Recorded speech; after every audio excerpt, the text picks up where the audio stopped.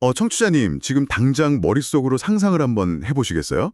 어둡고 차가운 바닥에 그 5만 원권이랑 1만 원권 지폐들이 막 널브러져 있는 거예요. 네, 아주 암울한 풍경이네요. 그렇죠. 그리고 그 뒤로는 새빨간 하락장 그래프가 막 곤두박질고 있고요. 근데 여기서 자세히 보면 이 지폐들이 그냥 바닥에 떨어져 있는 게 아닙니다. 그럼 어떤 상태인가요? 지폐 끝부분부터 약간 서서히 바스라지면서 황금빛 먼지나 디지털 조각들처럼 허공으로 막 흩어지고 있어요. 그러니까 돈의 껍데기는 그대로 1만 원인데 그 알맹이가 조용히 증발해버리는 뭐랄까 그런 섬뜩한 모습인 거죠. 2026 4월 현재 우리 지갑 속에서 벌어지고 있는 경제 현상을 시각적으로 아주 날카롭게 짚어내셨네요. 단순히 물가가 올랐다는 느낌을 넘어서 화폐의 밀도 자체가 옅어지고 있다는 본질을 보여주거든요. 맞아요. 그래서 오늘 우리가 딥다이브로 깊숙하게 파헤쳐볼 자료가 바로 이 현상을 정면으로 지목하고 있습니다. 네, 최근 IMF가 발표한 재정 모니터 보고서, 그리고 한국의 조용한 통화 희석 현상에 대한 분석 자료죠. 네네. IMF가 이번 보고서에서 딱 한국이랑 벨기에를 콕 집어서 부채 비율이 엄청나게 증가할 거다 이렇게 경고등을 켰거든요. 경제 기사만 보면 막 M2니 양적 긴축이니 머리 아프셨던 청취자님들 걱정 마세요. 오늘은 정말 쉽게 풀어드릴 예정이니까요. 네, 오늘 우리의 목표는 이 복잡한 금융 용어들을 아주 쉽고 재미있게 당신이 당장 오늘 저녁에 친구한테 설명할 수 있을 정도로 완벽하게 쪼개보는 겁니다. 자, 본격적으로 하나씩 풀어볼까요? 가장 먼저 눈에 띄는 게 그 경제 성장 속도랑 빚이 늘어나는 속도의 차이더라고요. 맞습니다. 경제의 기초 체력을 진단할 때 저희가 가장 먼저 보는 게 명목 GDP, 즉 국가 경제의 덩치가 커지는 속도고요. 그리고 D1 국가 채무, 그러니까 나라가 진 빚이 늘어나는 속도거든요. 그거 제 방식대로 쉽게 비유해봐도 될까요? 명목 GDP는 그러니까 제 연봉 같은 거고 국가 채무는 제 마이너스 통장 빚 이런 거죠. 완벽한 비유입니다. 개인으로 치면 내 연봉이 오르는 속도랑 마이너스 통장 빚이 불어나는 속도를 비교하는 거죠. 근데 구체적인 데이터를 보면 상황이 꽤 심각합니다. 얼마나 심각한데요? 2020년부터 2025년까지 한국의 명목 GDP는 연평균 5.3% 증가했어요. 네, 연봉이 5.3% 올랐다는 거네요. 나쁘지 않은데요. 그런데 반면에 같은 기간 동안 국가 채무는 연평균 9.0%나 늘어났습니다. 와, 잠깐만요. 내 연봉은 5% 오르는데 마이너스 통장 빚은 9%씩 눈덩이처럼 커지고 있다는 거잖아요. 그렇습니다. 계산해 보면 빚이 경제 성장 속도보다 무려 1.7배나 빠르게 불어나고 있는 거죠. 문제는 이게 일시적인 현상이 아니라 완전히 고착화되어 버렸다는 겁니다. 1.7배요? 수치도 놀랍지만 제가 진짜 의아한 건 시기거든요. 2020년이나 2021년은 코로나 팬데믹이라는 전대미문의 위기가 있었잖아요. 네, 그때는 전 세계가 다 돈을 풀었죠. 그러니까 그때 빚을 내는 건 당연했는데 지금은 2026년이고 전염병도 다 끝난 평상시잖아요. 그런데도 왜 나라 빚이 이렇게 가파르게 드러나는 건가요? 그 질문이 바로 이번 IMF 보고서가 경고음을 울린 진짜 이유를 관통합니다. 위기 상황에서 썼던 재정 확장이 평시가 되었는데도 전혀 멈추지 않고 있다는 뜻이거든요. 평상시인데도 비상금 통장을 계속 쓴다고요? 네, 2026년 올해 국고채 순발행 규모가 109조 4천억 원으로 예정되어 있어요. 이게 작년에 이어 2년 연속 100조 원대를 기록하는 건데 역대 처음 있는 일입니다. 100조 원이요. 감이 잘 안 오는데 코로나 한창 때랑 비교하면 어느 정도인가요? 팬데믹 한가운데서 전 세계가 멈췄던 2021년에 발행한 국채가 120조 원 수준이었어요. 그걸 감안하면 지금 평시인 대비 109조 원을 찍어내는 건 이례적으로 거대한 규모죠. 아니 정부도 바보가 아닌데 씀씀이를 줄이고 싶지 않겠어요. 뭔가 줄일 수 없는 구조적인 딜레마 같은 거에 빠진 건가요? 정확합니다. 두 가지 거대한 구조적 압력이 있는데요. 첫째는 세수 부족입니다. 현재 정부 지출 증가율은 8.1%에 달하는데 세금으로 들어오는 세수 증가율은 3.6%에 불과하거든요. 버는 돈보다 써야 할 돈이 2배 이상 빨리 늘고 있네요. 맞아요. 그리고 둘째는 경직성 지출, 특히 고령화로 인한 복지 지출이 급증하고 있다는 겁니다. 인구 구조가 변하면서 정부가 의무적으로 지출해야 하는 돈이 매년 기하급수적으로 불어나고 있죠. 아, 그러니까 이건 어느 한쪽의 정책 실패라기보다 나라 곳간 구조 자체가 피할 수 없는 지출 때문에 계속 거대한 마이너스 통장을 열 수밖에 없게 짜여 있다는 거군요. 네, 피할 수 없는 구조적인 문제인 거죠. 근데 전문가님, 정부가 이렇게 100조 원대 국채를 발행해서 예산 구멍을 메우면 그 많은 돈이 다 어디로 가나요? 허공으로 사라지는 건 아닐 텐데 이게 시중 통화량에는 어떤 영향을 미칩니까? 아주 강력하고 직접적인 영향을 미칩니다. 정부가 발행한 그 100조 원대 국채는 결국 은행이나 금융기관들이 사들이거든요. 네네. 그리고 그 자금은 다시 정부의 재정 집행을 거쳐서 우리 시장에 예금이나 수익증권 같은 형태로 유통됩니다. 경제학에서는 이걸 재정이 통화를 밀어낸다고 표현해요. 재정이 통화를 밀어낸다. 그러니까 국가의 빚이 늘어날수록 경제 시스템을 돌아다니는 돈의 양도 같이 빵빵하게 부풀어 오른다는 뜻이군요. 맞습니다. 자연스럽게 유동성이 팽창하는 메커니즘이죠. 여기서 자연스럽게 그 뉴스에 매일 나오는 M2 이야기로 연결이 되네요. 전문가님, M2라는 거 오사라이한테 설명하듯 한 번만 짚어주실 수 있나요? 하하, 네. M2, 즉 광의통화는 경제라는 우리 몸통에 흐르는 피의 양이라고 생각하시면 됩니다. 당장 쓸 수 있는 현금이랑 당장 현금으로 바꿀 수 있는 예금 같은 것들을 다 합친 즉각적으로 움직일 수 있는 돈의 총합이죠. 피의 양. 이해가 쏙쏙 되네요. 근데 지금 이 피의 양, 즉 M2를 두고 한국과 전 세계 사이에 엄청난 괴리가 발생하고 있어요. 여기서 정말 흥미로운 점은 최근 3년간 글로벌 경제의 최대 화두가 양적 긴축, 즉 QT였다는 겁니다. 양적 긴축이요? 네, 물가를 잡으려고 시중에 너무 많이 풀린 피, 즉 돈을 다시 뽑아내는 강력한 경제 다이어트에 돌입했던 거죠. 미국 연준이 금리 막 올리면서 돈줄을 쫙 조였던 그 흐름 말씀하시는 거죠? 맞습니다. 데이터를 보면 그 다이어트 강도가 엄청납니다. 최근 3년간 경제 덩치 대비 풀려있는 돈의 양, 즉 GDP 대비 M2 비율을 보면요. 미국은 7.9%포인트를 줄였습니다. 꽤 많이 뽑아냈네요. 유로존은 9.4%포인트를 줄였고요. 심지어 마이너스 금리 고수하면서 돈 무제한으로 풀던 일본조차도 무려 21.0%포인트나 돈을 맹렬하게 걷어들였습니다. 다른 선진국들은 진짜 뼈를 깎는 다이어트로 잉여 유동성을 쫙 빼냈네요. 그럼 우리나라는요? 빚이 늘어나는 돈이 밀려나고 있다고 하셨는데 이 다이어트 흐름을 따라가긴 했나요? 전혀 따라가지 못했고요. 오히려 역주행했습니다. 네, 역주행요? 네, 같은 기간 한국의 GDP 대비 M2 비율은 무려 3.9%포인트나 상승했어요. 주요국 중에서 유일하게 피가 더 늘어난 겁니다. 그 결과 2025년 3분기 기준으로 이 비율이 153.8%에 달하게 되죠. 153.8%요? 숫자가 크긴 한데 체감이 잘 안 되거든요. 다른 나라랑 비교하면 어느 정도 무거운 건가요? 미국이 71.4% 수준입니다. 그러니까 우리 경제 덩치 대비 시중에 풀린 돈의 양이 미국의 2.2배에 달한다는 뜻이죠. G20 국가 중에서도 중국, 일본에 이어서 당당히 3위를 차지하는 엄청난 수치입니다. 잠깐만요, 전문가님. 다른 나라들은 물가 잡는다고 피를 막 꼽아내면서 다이어트 하는데 우리만 나홀로 역주행해서 핏줄이 터질 듯이 돈이 넘쳐난다고요? 거기다 빚도 엄청 빨리 늘고 있고요. 네, 수치상으로는 그렇습니다. 아니 그럼 당장 우리 경제가 너무 위험한 거 아닌가요? 국가 부도나 외환위기 터져도 이상하지 않을 것 같은데요? 절대적인 수치만 보면 시장의 공포를 느끼는 것도 무리는 아닙니다.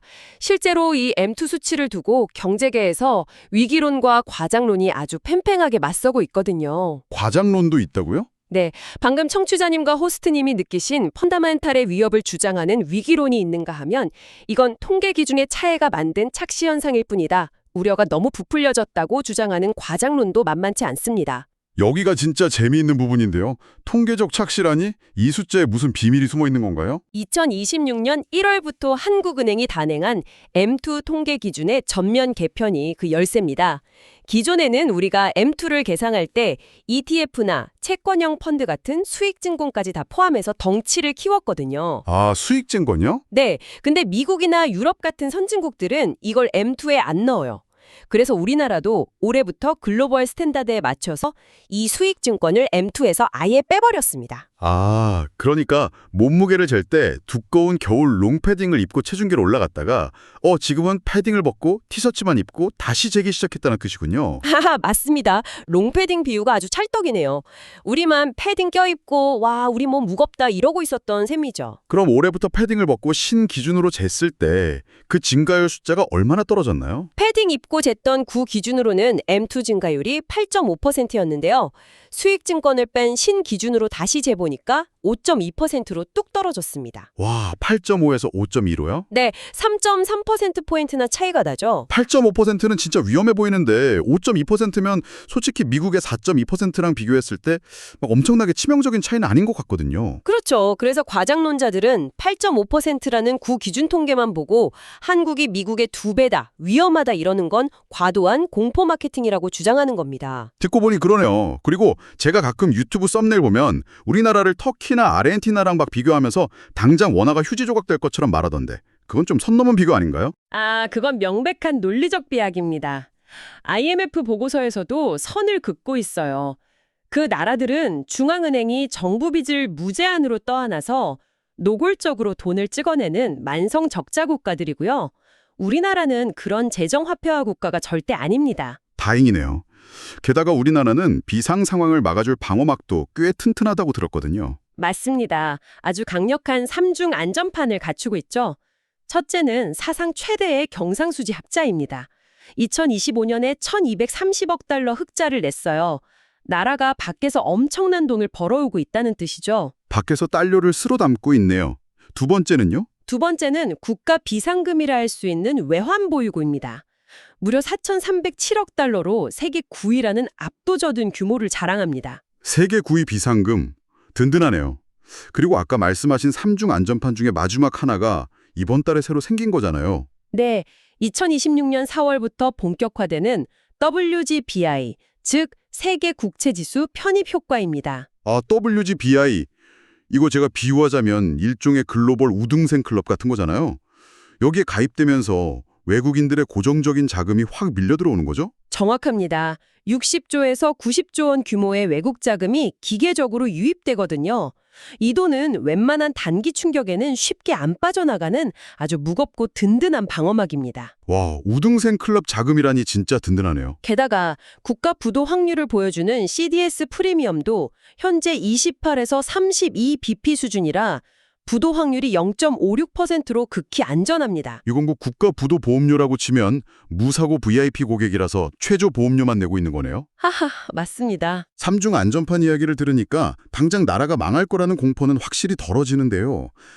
근데 전문가님, 신기준으로 5.2%라고 해도 M2 비율이 G20 중 3위라는 그 절대적인 수치 자체는 변하는 게 아니잖아요. 아, 핵심을 정확히 짚으셨네요. 패딩을 벗었다고 해서 비만이 갑자기 정상 체중이 되는 건 아닐 텐데 위기론적 반론도 들어봐야 할 것 같아요. 네, 위기론의 핵심이 바로 그겁니다. 터키처럼 당장 폭발하지 않을 뿐이지 다른 선진국들은 여전히 다이어트 중인데 우리만 유독 유동성이 빠르게 늘어나는 역주행을 하고 있다는 방향성 자체는 명백한 팩트거든요.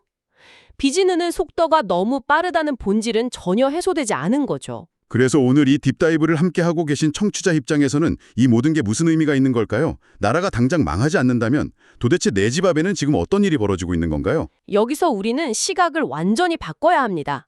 이게 거대한 폭발, 즉 위기가 아니라 조용한 침식으로 진행되고 있다는 점에 주목해야 해요. 조용한 침식이요? 네, 일명 조용한 통화 희석이라고 부르는데요.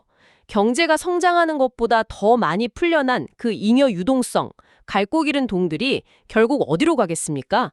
바로 실물 자산, 부동산이나 주식시장으로 쏠리게 됩니다. 아, 실물 경제가 흡수하지 못한 돈들이 자산 시장을 밀어 올리는군요. 맞습니다.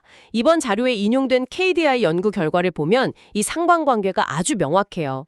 시중 통화량 M2가 1% 증가할 때 주택가격은 1년에 걸쳐서 0.9% 상승한다는 결과가 나왔거든요. 통화량이 1% 늘면 집값도 거의 1% 따라 오른다고요? 네, 그 필연적인 결과가 바로 2026년 3월 현재 서울 중형 아파트 평균가가 15억 1,022만 원을 돌파한 현실입니다. 돈이 팽창하니까 실물 자산의 가격도 끝없이 팽창한 거죠. 와, 그 말씀을 들으니까 오프닝에서 묘사했던 그 바스라지는 지폐 이미지가 너무 소름 돋게 와닿네요. 제 지갑에 있는 1만 원짜리는 어제나 오늘이나 똑같이 1만 원이잖아요. 숫자로는 변함이 없죠. 근데 예전에는 그 돈으로 커피 2잔을 샀는데 지금은 한 잔밖에 못 사고 내 월급은 그대로인데 아파트 가격은 우주 저 멀리로 날아가 버린 이유가 바로 여기 있었네요. 맞습니다. 절대적인 액수는 그대로인데 그 돈의 가치가 실질적인 구매력이 서서히 물에 녹듯 사라지고 있는 거네요. 조용한 통화이석. 저는 지금 보이지 않는 세금을 내고 있는 거나 마찬가지군요. 정말 정확한 표현입니다.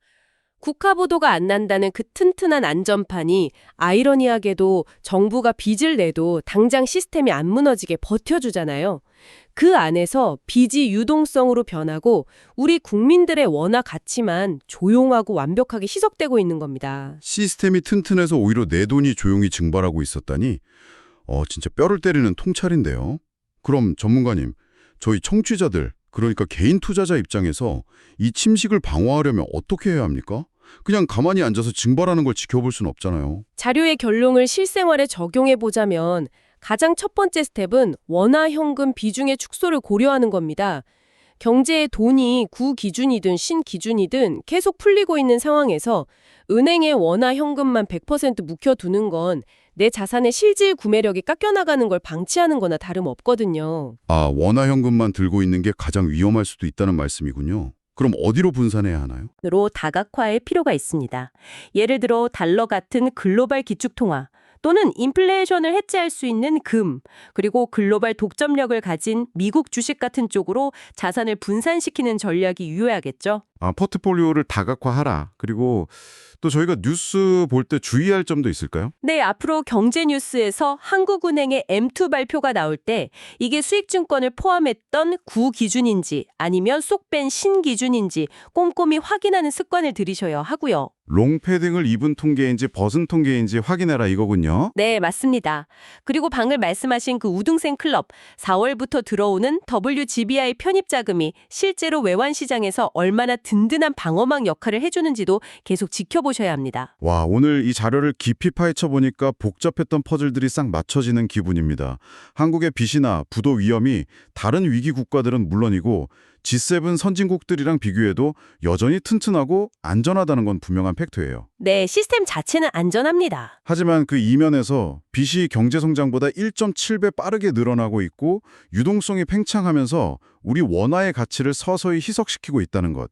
이것 또한 우리가 똑바로 마주해야 할 냉엄한 현실이라는 걸 오늘 확실히 배웠습니다. 위기가 폭발이 아니라 침식의 형태로 오고 있다는 걸 깨닫는 순간 내 자산을 지키는 전략도 완전히 달라지게 될 겁니다. 맞습니다. 오늘 이 딥다이브를 함께하고 계신 청취자님, 만약 한국의 부채가 성장보다 1.7배 빠른 속도로 계속 늘어난다면 이 조용한 침식은 과연 언제까지 조용히 머물러 있을까요? 참 무서운 질문이네요. 당신의 지갑 속에 있는 원화 현금이 지금 이 순간에도 조금씩 증발하고 있다면 당신이 오늘 당장 밟아야 할 첫 번째 금융 스텝은 무엇일까요? 오늘 우리가 아주 쉽게 쪼개어본 이 M2와 통화 희석의 개념을 바탕으로 꼭 한번 진지하게 고민해 보셨으면 좋겠습니다. 자, 척추자님의 현명한 투자를 응원하면서 오늘 딥다이브는 여기서 마무리하겠습니다.